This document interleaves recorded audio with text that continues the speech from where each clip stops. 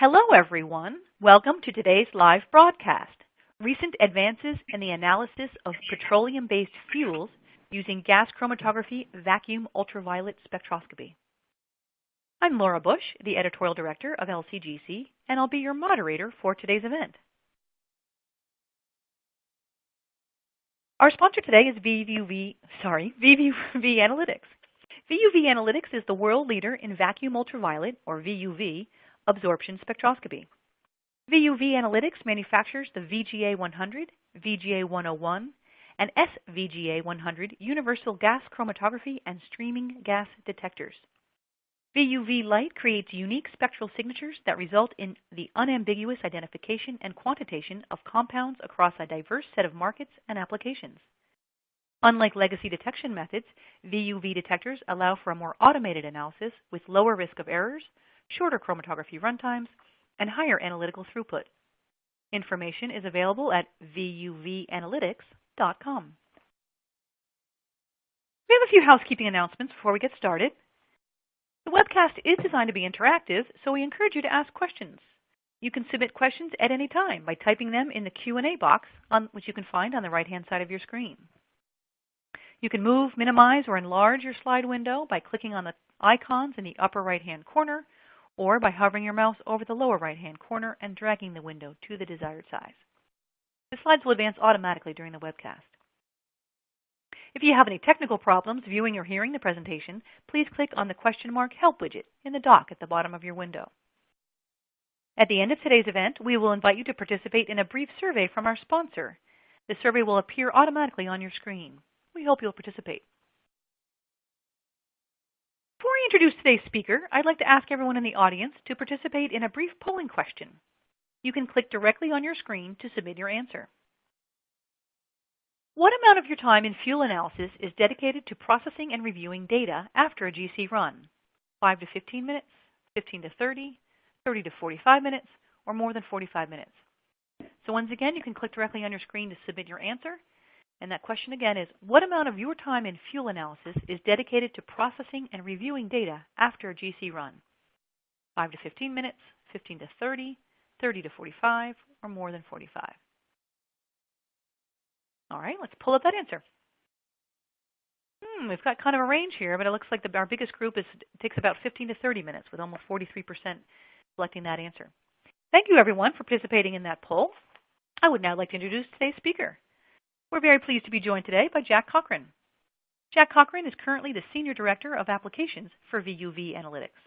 He is a recognized expert in GC and GC by GC and uses his 30 years of real-world experience in method development, sample preparation, and analysis to help chromatographers worldwide.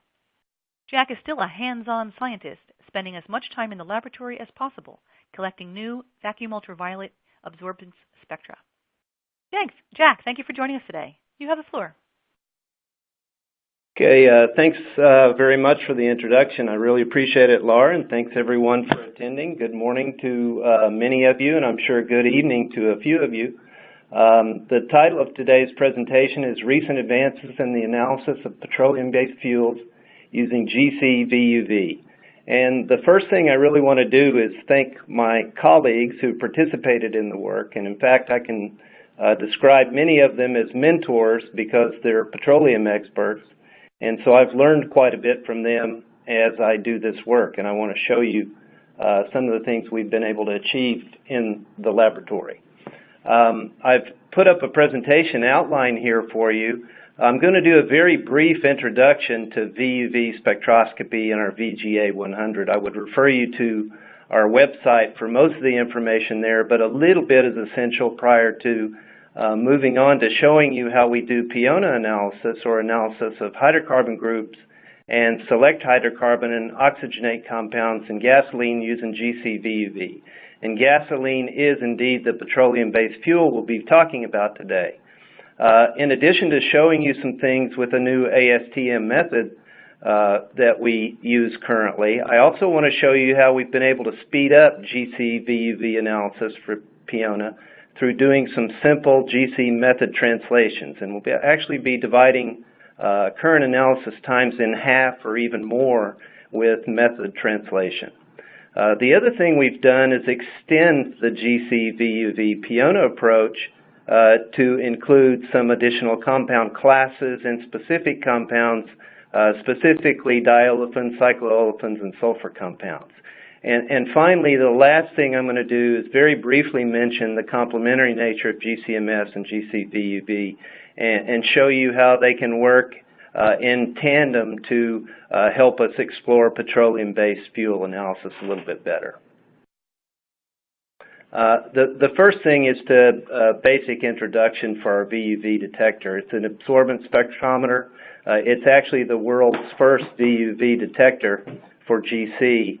And we can acquire in the 120 to 240 nanometer range for our VGA-100. And we actually have a 101 model now that goes out to 430 nanometers. And essentially everything absorbs in that 120 to 200 nanometer range, the VUV range. That allows us to detect things that can be very problematic for other detectors, including things like FID, compounds like formaldehyde or formic acid or water or carbon dioxide, carbon monoxide, just to give you a few examples. It does indeed have good detectability in the low tens to hundreds of picograms, depending on the compound type. And we can easily do qualitative and quantitative analysis, some of which I'll show you today, through employing our absorbance spectral library, which is growing every day here, and employing simple Beer-Lambert law, where absorbance is essentially proportional to the concentration.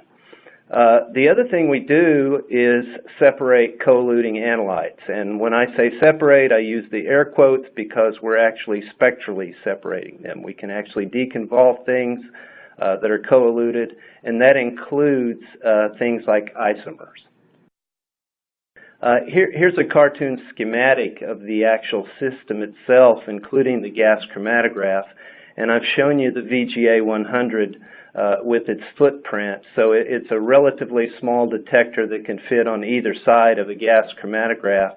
And what you see here is that we actually use makeup gas to supply flow through the flow cell, and we're actually using a deuterium lamp to shine light through the molecules as they travel out of the GC column, and eventually you have absorbance occurring, and you record it on a CCD detector and get an absorbance spectrum, which can then be very useful, of course, for qualitatively assigning a compound's identification and also doing quantification. We can actually acquire from 1 to 90 spectra per second, and as I mentioned earlier, on the VGA-100, we're actually acquiring from 120 to 240 nanometers, and the 101 will actually allow you to go out to 430 nanometers. One thing that's very important, in fact, it's a common misconception because that vacuum is in the title of the detector, is that you need vacuum pumps. It's absolutely not true. There are no vacuum pumps used in this detector. It's essentially an artifact from the fact that you previously had to use evacuated equipment to record spectra in this range, and with the engineering advances we've made, you do not need any vacuum pumps at all. The thing I want to introduce you to now is how the spectra themselves look. And you're looking at spectra that were acquired from 125 to 240 nanometers on a VGA-100. And these compounds are actually representative of what we're going to talk about today in the fuel analysis that we're doing. So you have octane, a paraffin, you have isooctane and isoparaffin, you have octene, which is an olefin, and you have toluene, which is an aromatic. And you can see here that they have very distinctive, relatively unique absorbance spectra. And what you can't see, which but we'll take advantage of later on, is that they also have class characterization possibilities, and that is they're somewhat similar within a class, and we're going to take advantage of that as we do our Peona analysis in gasoline. And that's the first thing I'm going to talk about today. The first application I'm going to show you is the analysis of hydrocarbon groups, Peona, paraffins, isoparaffins, olefins, naphthalene, and aromatics.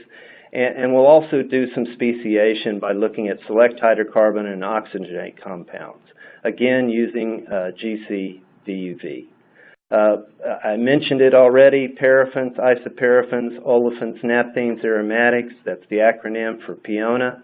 It's used in fuel work for quality control and also to help regulate benzene, which is a carcinogen that we don't prefer to have in our fuel. This can be done, Peona can, as detailed hydrocarbon analysis, but one of the problems is that it uses a very long 100-meter GC column, and there's a long analysis time, and it also needs a tuning pre-column to achieve certain separations. Peona work can also be done with a complex multidimensional GC system that includes numerous columns, traps, valves, and catalysts. Anytime you're doing Peona work, especially these days when we're using oxygenates in our fuels, certainly you would assume those are going to be determined also. And we'll do the same with GC-VUV. Our system is quite a bit different than the one employed for detailed hydrocarbon analysis. We've shortened the column quite a bit. Here you see we're employing a 30-2525 100% dimethyl polysiloxane column, and the runtime is much, much shorter than what you would do for DHA. The other thing that we do is we don't use a pre-column for tuning separations like, for example, benzene and methylcyclopentene. That's just one example of what you typically use a 5% diphenyl pre-column for when you're trying to achieve certain separations on DHA. We don't have to do that because separations are done on the back end rather than the front end by deconvolving the spectra. We collect VUV absorbance spectra here. They can both be unique and class indicating, which is how we speciate and also develop the class quantification effort. And one of the most beautiful things about this, I think, especially since I've been using it myself, is that it has fully automated data processing with our platform VUV Analyze Peona Plus. Essentially, we take advantage of our spectral library for Peona, use retention index, relative response factors to get quantification, and as I mentioned multiple times, we actually separate coelutions with something we've termed time interval deconvolution, and we can generate mass, volume, percent reports, and carbon number breakdowns. I'm going to show you some mass percent reports today. I'm going to stay away from the carbon number breakdown because that's quite a bit of information, and we just aren't going to have time to talk about all that today. I mentioned earlier that there's an ASTM method out now for this type of work. You can see it on this slide right here. It's D8071-17, and it is indeed Peona analysis by GC-VUV. And the conditions I'm going to show you today, at least in part, revolve around using this methodology. Let's take a quick review of the GC conditions used in ASTM D8071. In our particular lab, for the work I did, I have an Agilent 6890 GC, and I'm using a precision split liner with wool from ResTech, and we make a small injection with a split ratio of 50 onto the previously mentioned dimethyl polysiloxane column that's much shorter than what you would typically find in a DHA analysis. The other conditions were developed by my colleagues here at VUV. You can see them on the screen, and I've highlighted the fact that this is about a 34-minute runtime, so much shorter than what you would get typically if you use the 100-meter DHA column. Here's our VUV Analytics VGA 100, standard conditions according to D8071 of transfer line temperature and flow cell temperature 275 degrees. As mentioned earlier and shown in the cartoon schematic, we actually use a makeup gas flow through the flow cell. We have that set at 0.25 psi. We're actually acquiring from 120 to 240 nanometers and an acquisition rate of 4.5 spectra per second. And when we actually analyze the sample, it appears, in this case a gasoline sample, as you see in the small inset chromatogram of our data processing program, VUV Analyze VUV Peona Plus. And that's what I'm actually showing you right now, because I'm going to jump right into the data processing part of the presentation, because I think that's one of the most important things, is being able to reduce the time it takes to process these very complex samples. And it's very simply done. We actually call up a file or even a directory from our gasoline analysis that we just accomplished from our 8071 method with GC-VUV. We actually use a retention index markers file that we've established previously with some select hydrocarbon compounds so that we can tell where things are eluting. We take advantage of our Peona compound absorbance spectra library that's continuing to grow over time. And then we actually include a relative response factors file that includes class response factors and also select hydrocarbon and oxygenate response factors. So we can actually do our quantification, not only for Peona, the class, but for things like benzene, toluene, ethylbenzene, etc. Okay, and if we want, and we always do want to do this, we can actually save the parameters that we've actually established. And by parameters in this case, I mean not only the files that I just showed you, but if you look at the bottom screen, about the bottom fourth of the screen, you can see analysis parameters that are essentially peak detection and library fit criteria. These are pretty much standard for D8071. They don't need a lot of fiddling with. We do some baseline correction or background subtraction, and then we actually do time interval deconvolution along the whole chromatogram to come up with the Peona answer and the select hydrocarbon and oxygen answers that we're trying to get. And to do that, we simply push a button. It literally is push button simple. We hit the Analyze button and we start to process, and it normally takes about 60 seconds to process the gasoline file. And this is what you get as a report. If you happen to be in VUV Analyze, you can look at it and see it on the screen, and I do show a bit of a carbon number breakdown here for the gasoline. And also, if you look on the right side of the screen, you'll actually see the class and some select hydrocarbons. I'll blow that up for you so you can see it a little bit better in subsequent slides. You also have the capability to do some chromatogram data review, and I've given you an example here, and it's meant to illustrate one of the beauties, I think, of the system, and that is the deconvolution approach that we use that helps us avoid longer columns and tuning columns. I've actually got the black cursor line on benzene in this case, and you can see benzene is labeled in the chromatogram. And if you look at the absorbance spectrum down below, the green line with the blue coloring underneath it, you can see I've got the words benzene absorbance spectrum fit. And if you had looked at VUV spectra before, you'd know that this is a very good fit for benzene. But if you go even further down and look at the analyte table, almost at the bottom of the screen, you'll see that there's also an olefin blended in with that absorbance spectrum, and it happens to be 1-methylcyclopentene. So this is essentially a combination absorbance spectrum, if you will, that's being deconvolved both qualitatively and quantitatively so we can accurately determine benzene and the important olefin in this gasoline sample. We also extend the range, as is typical in gasoline analysis, to cover some of the aromatics that are considered to be PAHs, things like naphthalene and 2-methylnaphthalene and 1-methylnaphthalene. They're certainly reported as part of ASTM D8071. Naphthalene would be reported in the group of aromatics as well as the methylnaphthalines, but we do call them out specifically as select hydrocarbons in this case. So that's the ease and the beauty of doing this thing according to ASTM D8071. And again, the processing speed, the ease of processing is something I really want to focus on. And as is typical, I guess I always get a little impatient when I think I can process things so fast. I also want to speed up the GC.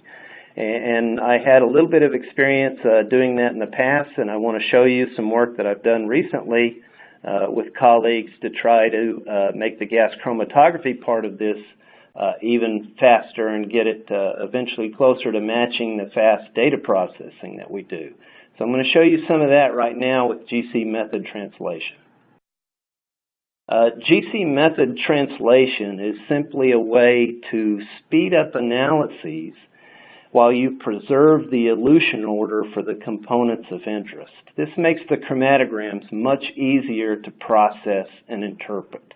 And so what I'm showing you here right now is a little bit of a difficult slide because it has a lot of numbers on it. But if I just highlight a few things for you, you'll see that the GC oven temp start at 35 extends all the way across no matter what the flow rate increase is that we're going to do. If you look at the final temp, you'll see that it extends all the way across as 200 no matter what we're going to do as far as flow rate. So we have the same start and finish oven temperatures. It's actually mostly the flow rate that we're going to use to drive the speed of analysis, but when we actually up the flow rate, we also have to do some other things to translate the method. We actually drive the initial time down, we drive the oven temperature program rate up, and we also, fortunately, are driving the runtime down. So we're getting faster analyses, faster throughput. And we're also going to get essentially the same gas chromatogram, which is very important. It makes the interpretation of the thing and the data processing much, much easier. So let me call your attention to the fact that our ultimate goal is to get a sub 15-minute run done. If you go all the way to 4 mils per minute, you'll see we're going to hope to achieve that. Now, method translation is made very easy. If you go online, you can find method translators from ResTech, like the one that I've shown here, or Agilent has one also. I have used this particular one from ResTech to get all the conditions that I need to speed up the analyses. And again, I just want to suggest to you that at least with true method translation, what you're trying to do is, no matter whether you go slower or faster, is to present the same chromatogram, the same elution temperatures, if you will, for the components of interest, so it's easier to interpret. And I can show you that in a slide right now by asking you to just look from top to bottom at a 1 mil per minute run, a 1.4 mil per minute run, and a 2 mil per minute run for helium carrier gas with the proper method translation. And you can also see that the time goes from about 34 minutes down to about 21 minutes, but what I hope you'll realize is that, roughly speaking, the chromatograms presented are almost the same. And I'll zoom in a couple of cases later on down the line and show you how that's certainly true. But I'm also going to ask you to consider that now I've put the 2 mil per minute chromatogram on top, so the 21-minute one. And now I'm walking you through the 2.8 mil per minute helium flow, the 4 mil per minute helium flow chromatogram, to show you again that the chromatograms, for all practical purposes, are approximately the same. Now, of course, we know as chromatographers that any time we compress things with flow outside of the optimum velocity or optimum flow, we're actually going to cause some coelutions, but again, that's the beauty of our system, is that you can deconvolve things quite nicely through their absorbance spectra. So again, the one on the bottom is sub 15-minute runs. So now let's take a little bit of a closer look and zoom in on the chromatograms so that we can figure out what's going on as far as collapsing the chromatography. Well, here's a simple case where we've gone from 1 mil per minute constant flow to 2 mils per minute constant flow.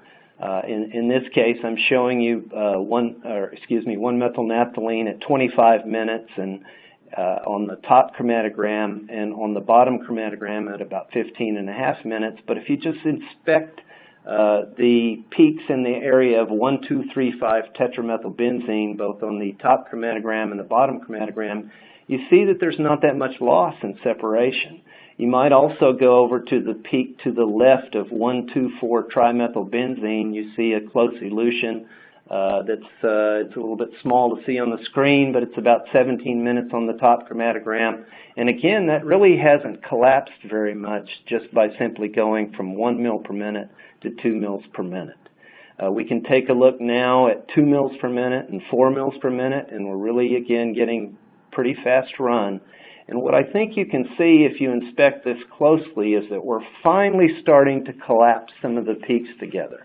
Does that bother us? Well, it certainly would if we were only doing flame ionization detector, because the quantification would be difficult. But because we're actually deconvolving things through absorbance spectra, it certainly doesn't bother us as much as it would with another detector. Okay, now I'm going to ask you to look at numbers again. I apologize for that, but a lot of people like to look at numbers, and I'm one of them. I'm going to try to make it a little bit easier on you by actually highlighting the ones that we should be looking at as we go along. And what I've got plotted here in the table are mass percent numbers for piona and select hydrocarbons and an oxygenate, ethanol in this case. And I've got the run times going from slower run to faster run from left to right as the header. So 33.6 minutes all the way to 13.6 minutes. And what I would call to your attention to, and I hope you agree, is that in the case of the paraffins, no matter how fast we're going, the numbers are approximately the same.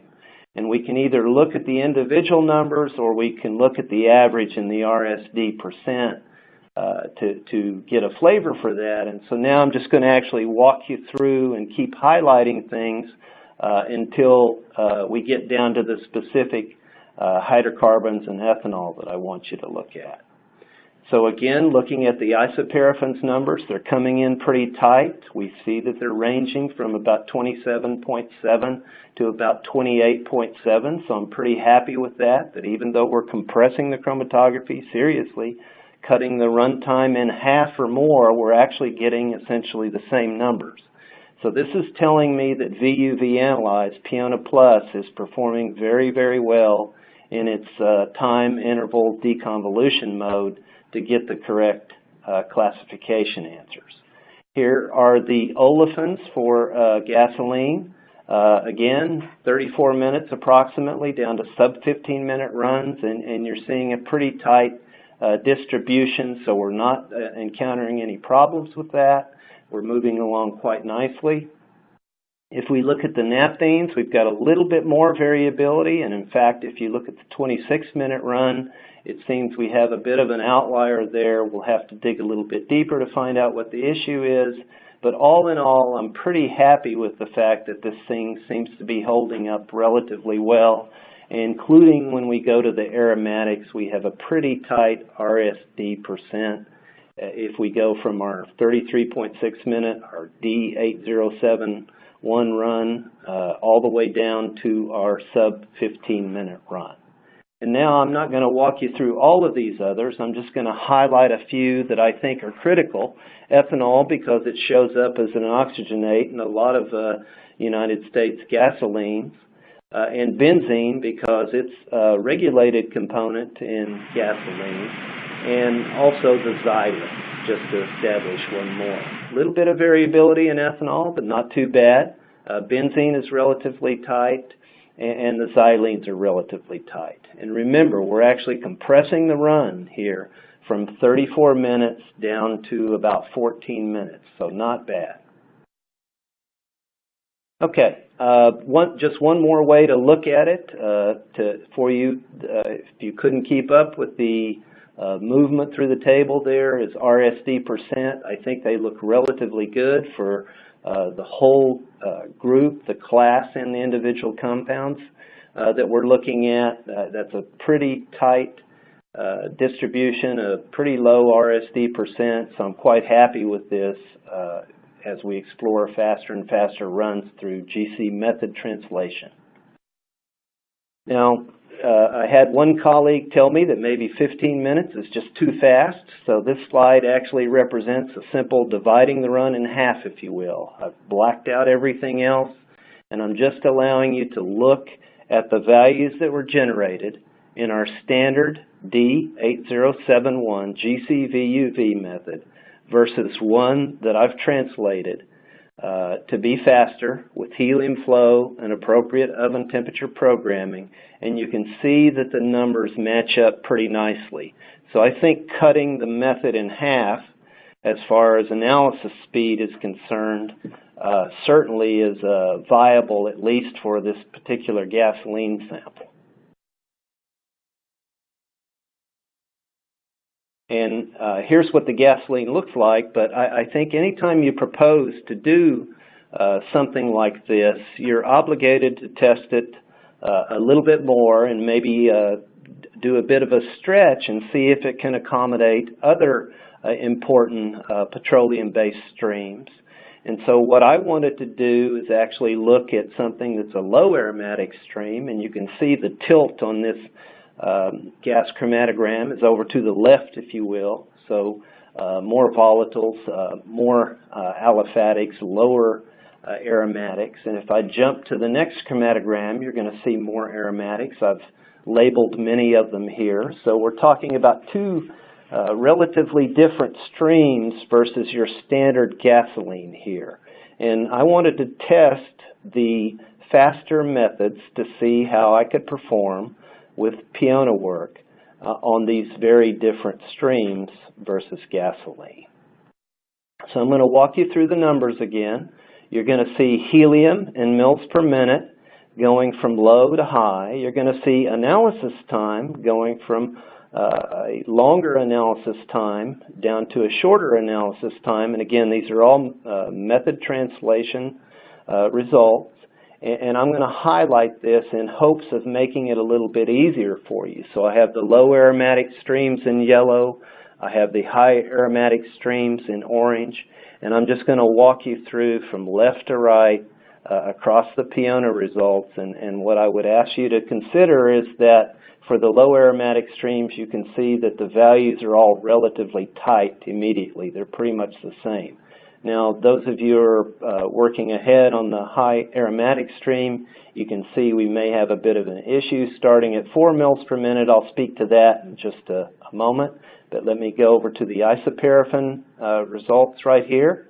And I think they look relatively good. We're not seeing a total failure yet in any situation. We have very low olefin content for the low aromatic stream. For the high aromatic stream, we certainly have an olefin content in this case, and it's a little bit more variable, but it's not completely and utterly falling apart, I don't think. We go to naphthenes, looks pretty good, except for the last 4 mil per minute high aromatic stream number. I'll speak more to that in just a moment. And finally, for the aromatics. And the aromatics, we literally nailed that for the low aromatic stream, whether we're going at 34 minutes or whether we're going at 14 minutes. We do very, very well. And eventually for the higher aromatic stream, the number is not quite probably where it should be on the 4 mil per minute result. And if I just focus on that one right there and allow you to contrast it versus the others above it, which are all the slower runs, you can see we're probably finally facing some issues in trying to deconvolve things when they've been so heavily compressed. So that is one that probably either needs more exploration on the data processing side, or again, we just back off on the speed, and instead of going sub 15 minutes, we just cut the runtime in half and be happy with that. Okay, so hopefully I showed you a little bit about the potential for actually speeding up the analysis of GC-VUV Piona. But now the other thing I want to do is I want to back off on the speed concept a little bit and consider how we might expand the standard D8071 methodology, the 34-minute run, 30-meter 2525 column run, to actually include more reporting. In this case, specifically for diolefins, cycloolefins, and sulfur compounds. The thing that I wanted to challenge myself with in this case is the Cochran naphtha. These things are produced from residual oils, and they can be quite complex to say the least, and they often contain high levels of olefins and sulfur compounds after the cracking process. And the presence of some of these olefins, especially the conjugated diolefins, can cause fouling of refinery processes. So it's important to know if they're present and at what concentration. And so we wanted to ask ourselves, can GC-VUV Petroleum be expanded to actually monitor these additional compounds, because we're always looking to stretch out a little bit on this methodology. So I did a test project for expanding the Peona analysis, and when I say analysis, as you might already have guessed, this means data analysis. It is a relatively simple matter to put this on the gas chromatograph and collect it with GC-VUV, but the real work is done in the data processing. So we analyzed the sample through the GC-VUV method, D8071, and I wanted to determine the possibility of reporting on the aforementioned compounds because they can be quite important in some of the petroleum-based streams that we see. I mentioned at the bottom here that the Peona mass percent results are going to be automatically updated after I applied the test processing because this is a work in process. So follow me through and let me know what you think about it. Here's the strategy for it. So I actually did a search in our spectral library for particular diolefins and cycloolefins, and they had to have RI values with them to be properly processed. So I only included those that already had retention index values.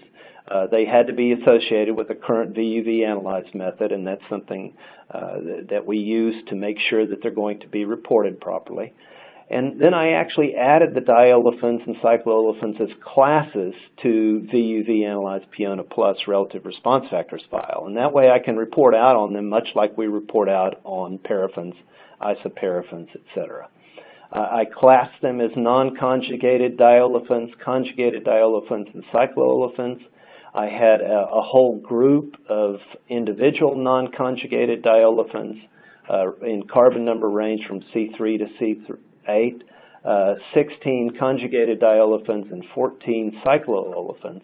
I used essentially a response factor of 0.465 for all the diolefins and cycloolefins as far as reporting mass and volume percent. Now this is something that likely could be tuned or tweaked, but this is a proof of concept thing that I want to run by you, and we'll be working on it in the future.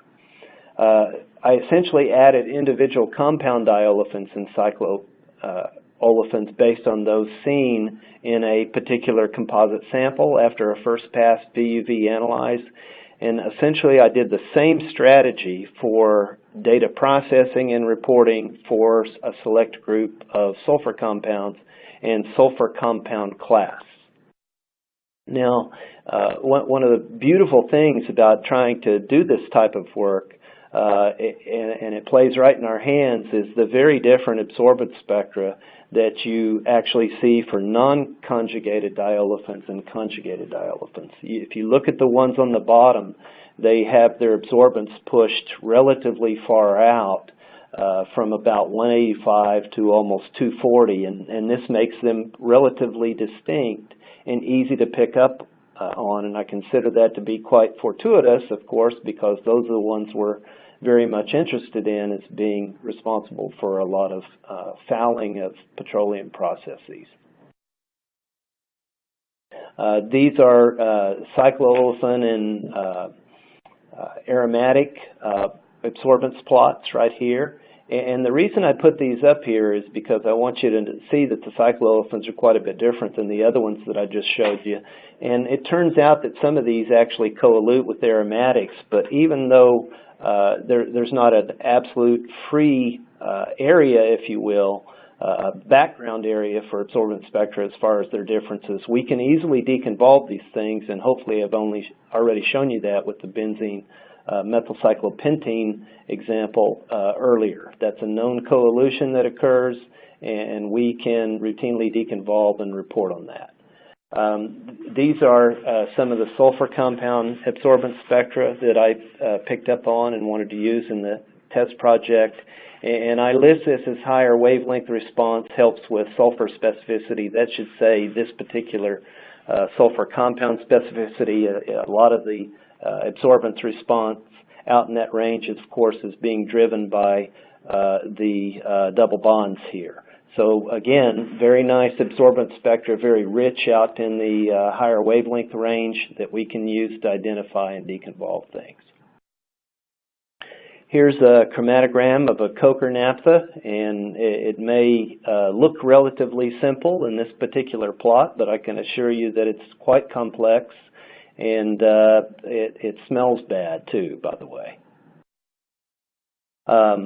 Here's the results from Peona for duplicate analyses. I've labeled the duplicates 1 and 2, and I've used the terminology extra here to represent the approach where I blended in all of the conjugated diolefins, etc.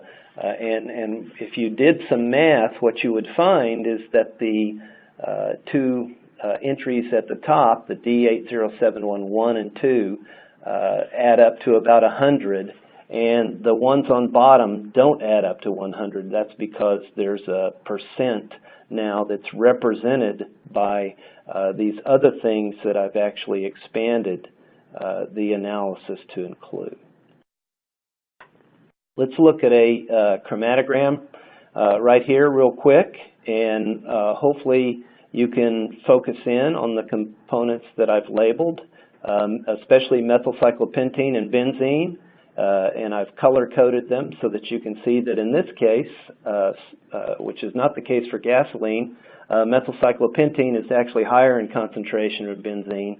And now we actually have a blended methylcyclopentene and benzene absorbance. This mainly looks like methylcyclopentene, but if you go all the way down to the bottom again, much like we did in an earlier slide, you'll actually see that we report benzene and methylcyclopentene as being present in the particular slice that I have my cursor on. And so this is a combination spectrum. We can deconvolve these things both qualitatively and quantitatively. I've also highlighted thiophene, a sulfur component, which elutes right on the tail end of the benzene methylcyclopentene, and the cyclohexene, which is something, again, that I've added to the VUV analyze. If we look close, again, through the chromatogram review capability of Peona Plus, we can see that we can locate a possible trans 3-methyl-1,3-pentadiene. The spectrum fit looks quite nice. So I would say that's a pretty good possibility that that happens to be one of the conjugated diolefins in this Cochran naphtha. If you look at the chromatogram above, you can see that these are marked or highlighted with these time interval deconvolution slices, and so there's actually several of them in the particular Cochran naphtha. If we move on to sulfur components, again, I showed you earlier when we reviewed the spectra that we actually have rich character to some of the sulfur compound absorbance spectra, and I'm using the black cursor again to show you one that was identified by using this approach, and we can not only identify it, but we can quantify it in the case of something like thiophene or benzothiophene, which I pulled out as individual compounds, or as sulfur compound classes, which this one that I'm showing you now can be attributed to. So upper part of the trace, the chromatogram, you're seeing the time interval deconvolution slices in yellow for sulfur components. Bottom part is actually a sulfur compound absorbance spectrum match. These are just some numbers. Are they accurate? I'm not sure yet. Of course, we have to go back and further mine this data, but it is a first attempt at expanding the Peona analysis to include a more extensive list of classes and compounds that might be, it might be very helpful for some people who are doing these types of streams. And so we're always looking to increase our value to potential customers by taking on work like this. Now, one of the limitations here, of course, is the fact that we need more spectra in the library for the compounds like this. And we also use the retention index window that's relatively wide to do the classing system. So it's possible in the case of some individual components that I snagged nearby similar components and include them in individual component numbers, so there may be some high bias on some of those. That can be worked out with additional absorbance spectra library work, retention index work, and relative response factor work. Which brings me to the very last and short part of the presentation, and that is the complementary nature of GCMS and GC-VUV. And it's because we actually have to develop our spectral library further, and because we want to get even deeper into the gasoline range sample analysis, that we're looking at employing a DHA type column with VUV and mass spectrometry to do some retention index and spectral library building. And we can very simply split the GC column influent to both of these powerful detectors, the VUV and the MS, and I've illustrated that how we did it in our development work just to show you that a microfluidic device that's either made by Trajan SGE or something like Agilent's capillary flow technology works beautifully to allow you to employ two detectors at once. This is the way it looks actually in the GC oven, and you can see the inlet, you can see the column, you can see MS transfer line, the microfluidic device, and the VUV transfer line. So simple to set up. One oven, one column, two transfer lines, the microfluidic port splitter. And finally, we get to the chromatogram that was generated, and we can take a look at the components identified on top for mass spectrometry. We can take a look at components identified on the bottom for VUV. And if you just take a quick look across the retention times, you'll find out that they're approximately the same. And that's even when you consider that one of these things is a vacuum outlet detector, the mass spectrometer, and one of them is a vacuum in name only. It's an ambient pressure detector, the VUV spectrometer.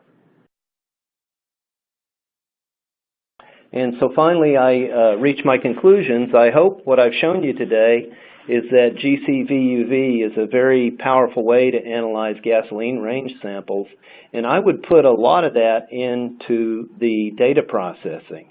It's impossible to show you without showing you a movie of it, I suppose, but all of the work that was done with Piona Plus takes less than 60 seconds. It's basically pushing a button and letting it do its processing, which includes the spectral deconvolution, and then you actually get the report out.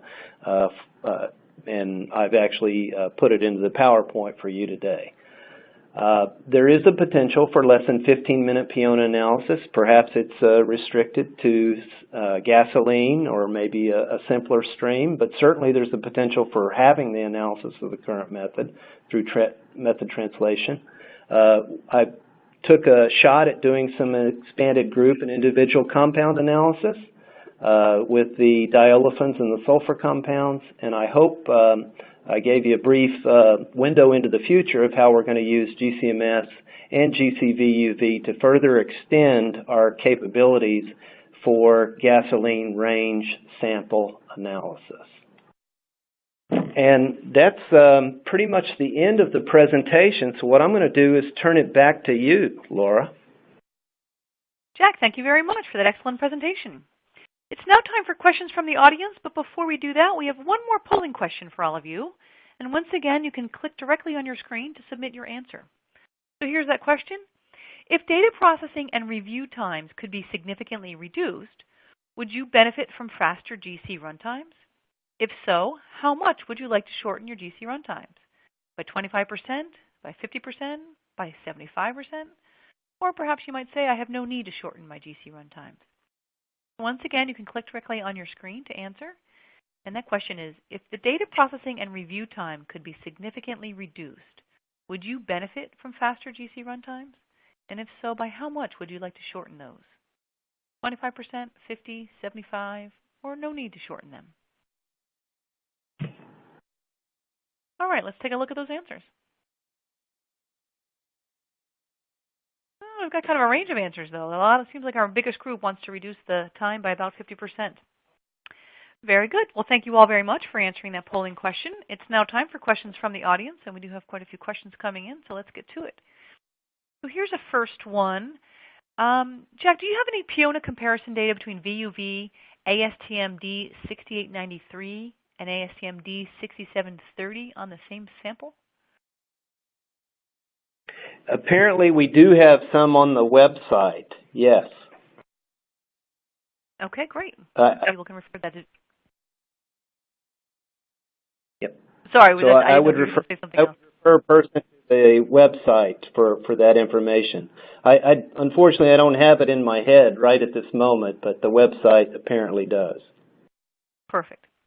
How do you determine the olefin is in the benzene spectrum? I think what you're asking is it's a combination of spectra. So it's essentially an additive spectral situation. It's the combination, literally the additive combination of the benzene spectrum and the olefin spectrum. Excellent. For processing and reporting purposes for gasoline analysis, what is your approach to deal with difunctional compounds, such as styrene, which is both aromatic and olefinic? That's a good question. That's going to have to be one from my colleague, Philip Walsh, because I'm not sure what we currently do with those. But I can certainly get back to somebody on that one. Great. You can get back. We can follow up after the event. Excellent. Thank you. What are the maximum temperatures for the cell and transfer line? Are there limitations for heavier hydrocarbons? So on the VGA 100, 275 is about what I take it up to. I think we can probably go up to 300 on the VGA 100, but typically I find myself operating for almost every application at 275 for the transfer line and the flow cell. And on our VGA 101, we can go up to 430. Great, thank you. Did you consider styrenes as a class of sulfur compounds present in Cochran naphtha? I'm sorry, can you repeat the question again? Yeah, I'm not sure I read it properly. Did you consider styrenes, I think it says, as a class of sulfur compounds? Unfortunately, you either exceeded my knowledge or honestly, I don't know. It could even be a typo, I'm not sure. Yeah, the only ones I tagged individually are thiophene and benzothiophene, and then I actually collected the others via what we call a sulfur compounds method. And that includes not only some named sulfur compounds, but it also includes some unnamed ones that we've been able to collect. Unfortunately, these things are so complex, you can't get reference materials for every one of them. But because we have class characterization capability, we can often tell that a compound belongs to a particular class. Even if it's unnamed, it has very distinct characteristics that allow it to be assigned to a class. That's essentially what we're doing with a lot of the aromatics, a lot of the olefins. We do the same thing with some of the sulfur components. Fantastic, thank you. We don't understand what a good fit is. How do you tell? Is there a parameter? There is a parameter, and the one we're actually using, it was a little bit small to look at. For Peona characterization is 0.8 out of 1.00. So it's an R squared value. There's a couple of different ways that we fit, but that's the one that I use routinely to inspect goodness of fit. Now what I find, of course, is that if you're looking at something like benzene, which has a very, very distinctive spectrum, you'll easily go into the 0.99 plus category as far as R squared for goodness of fit. What fuel streams can be used with this VUV Piona method? We're still exploring the limitations. I mean, the first thing you have to consider is that D8071 is for finished gasoline, but we've already done many more than that in the laboratory, and we're looking to expand the scope of D8071 in an interlaboratory study right now to include additional streams. Importantly, those are all gasoline range, so we're talking probably up to carbon number about C13, C14. Okay, great. You might have just answered the next question, but I'm not sure. To what carbon number can the VUV method speciate compounds? Well, the speciation is a different thing. We can go up in class to C13, C14, but speciation that high is exceedingly difficult because of the number of isomers that start to pop up after carbon number 8 or so. We advertise right now that we can speciate up to about C6. Okay, thanks. What maintenance and consumables are used with the VUV detector? A lot of the consumables are on the GC side, so we typical liner, column, etc. But the ones on the VUV detector are there's not many. There's an oxygen trap on the back for the gas that's supplied, but generally speaking, there's not much. We have if you consider that you're hooking up a GC column to the transfer line, I guess you could put the ferrules that we use to make that happen in there, but really there's not that much. The nitrogen makeup gas that we supply, it's really easy to maintain.